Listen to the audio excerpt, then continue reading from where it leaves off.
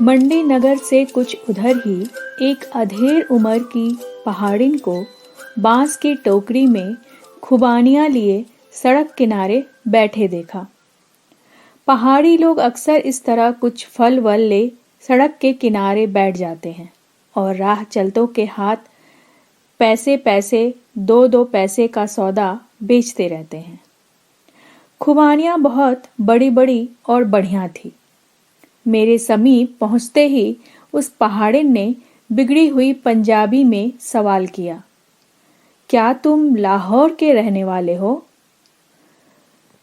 मेरी पोशाक देखकर ही शायद उसे यह ख्याल आया होगा कि मैं लाहौर का रहने वाला हो सकता हूं। सोचा, क्या वह मुझे पहचानती है?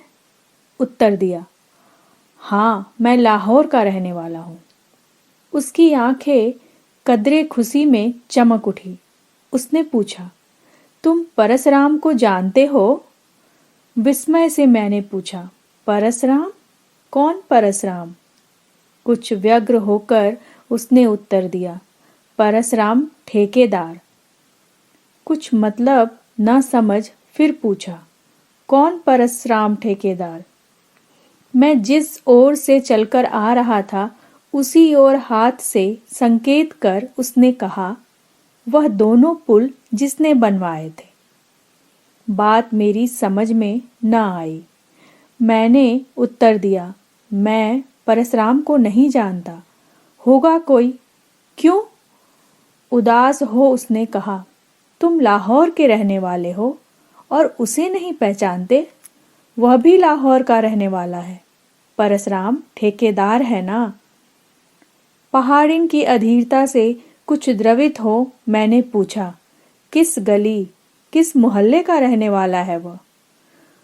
बहुत चिंतित भाव से एक हाथ गाल पर रखकर उसने धीरे धीरे कहा, गली मोहल्ला नहीं, वह लाहौर का रहने वाला है। तुम भी तो लाहौर के रहने वाले हो, उसे नहीं पहचानते? नमस्कार, मैं नीलम झा आज आप सबके सामने लेखक यशपाल की मेरी प्रिय कहानियां किताब लेकर उपस्थित हुई हूँ। 144 पृष्ठों की इस किताब का मूल्य है 131 रुपया। राजपाल प्रकाशन से यह किताब प्रकाशित हुई है। अमेज़न और किंडल पर यह छूट के साथ उपलब्ध है। मैंने दुखित होकर उत्तर दिया, नहीं, मैं नहीं पहचानता। उसकी टोकरी के पास उकड़ू बैठ खुबानियां चुन चुन कर मैं अपने रुमाल में रखने लगा। सहानुभूति के तौर पर मैंने पूछा, क्यों, तुम्हें उससे कुछ काम है क्या? गहरी सांस खींचकर उसने कहा, परसराम यहाँ पुल बनवाता था। 5 बरस हो गए तब वह यहाँ आया था। वह जाने लगा तो मैंने कहा, मत जा। उसने कहा, मैं बहुत जल्दी थोड़े ही दिन में लौट आऊँगा। वह आया ही नहीं। लाहौर तो बहुत दूर है ना? मैंने उत्तर दिया, हाँ, बहुत दूर है। उसकी आंखों में नमी आ गई। उसने गर्दन झुकाकर कहा, न जाने वह क्यों नहीं आया, न जाने कब आएगा। 5 बरस हो गए आया नहीं। और वह चुप हो गई। कुछ देर बाद गर्दन झुकाए ही वह बोली, उसकी राह देखती रहती हूँ, इसीलिए यहाँ सड़क पर भी आ बैठती हूँ। मेरा बहुत सा काम हर्ज होता है, लेकिन दिल घबराता है तो यहाँ आ बैठती हूँ। 2 और आदमी लाहौर से आए थे, पर वह नहीं आया। 5 बरस हो गए। वह चुप हो गई।